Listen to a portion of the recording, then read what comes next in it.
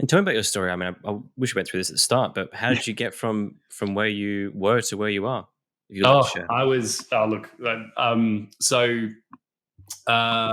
Ex-performer. So I used to be a singer dancer. Worked for Disney. Did a whole bunch of stuff in another life. Uh, got my MBA. Decided that I wanted a more stable career. So moved into operations, marketing, training. Worked with big companies in the fitness and leisure and retail industry. For me, uh, kind of like what we were talking about before, I was always chasing the money. So it was, the corporate ladder climb, how can I hit six figures? How can I get to that next step? Like it was all about chasing the climbing the corporate ladder and making more money.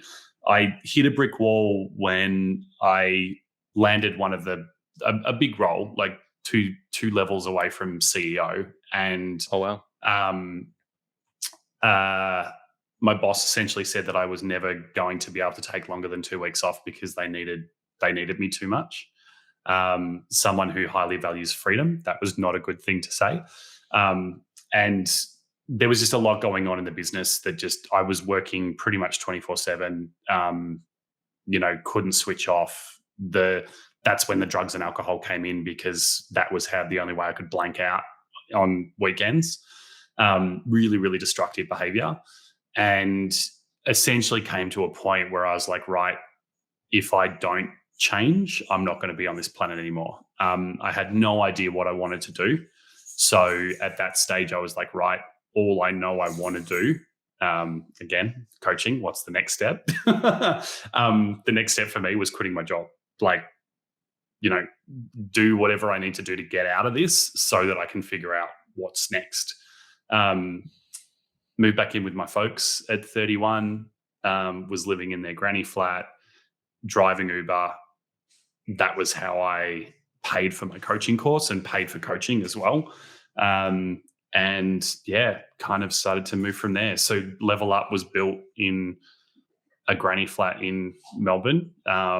And we scaled to, I scaled it to probably 20, 30K a month within about 6 months. It took a lot of work, and obviously I was able to do it full time. Good thing about driving Uber is that you can, stop on the side of the road and do work and take clients whenever you need to. And then from there, we've created some amazing partnerships. We're now probably have about 140 clients. The business is probably doing 70 to 80,000 a month. But that's the thing is that none of this would have happened if I hadn't taken that leap. I'd still be, if I was here, I'd still be in a corporate job that I hated, just running that cycle and doing that rat race. And I think that's the biggest thing is that people really struggle, like 95% of the population struggle to actually take that step and go, hey, look, I know there's something better out there and that I want life to be different, but it's time to stop dreaming about it and actually do something about it. That's what really holds the difference between the successful business owners and the people that don't make it happen. And speaking of successful business owners on the path to, would you say 20, 30,000, and then you went to 70, 80,000 per month. Did you hit a ceiling at any point? And when you did, what was the workaround? Oh, heaps of times. Look, first off, it was just getting off my ass. Like, I think a large part of it, and it still amazes me that this is the biggest gap for people. I wrote a book in the States. I co-authored a book all about procrastination. And I truly believe that procrastination is just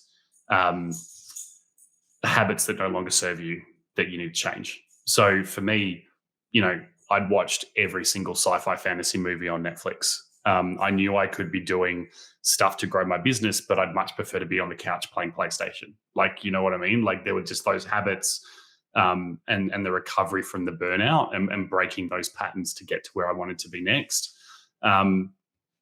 I think the biggest advice I can give is just make the vision bigger than any problem that you're going to face. That's what really helped me. Like quitting my job, being a taxi driver, driving Uber. It was like, hey, I don't want to stay here. like there's no secondary gain here aside from the fact that I can sit on my ass all day. And I don't want to be that person. So starting a business, and I literally in my mind I made starting a coaching business my only option. There was nothing else I knew I wanted to do. I definitely didn't want to go back to corporate again. So if I didn't start and succeed in building a coaching business, I wasn't going to do anything with my life. I wasn't going to get anywhere. So for startup people, I think that's the biggest thing. I think from there, look, there's so many blocks, but I think that's what makes business building and life exciting. Scaling from one-on-one to group coaching. That's what we help a lot of clients do now. The whole ads lead game, Facebook loves throwing stuff at us to, shake things up and have to change strategies and play with things. There's lots of roadblocks, but overcoming them is a fun bit.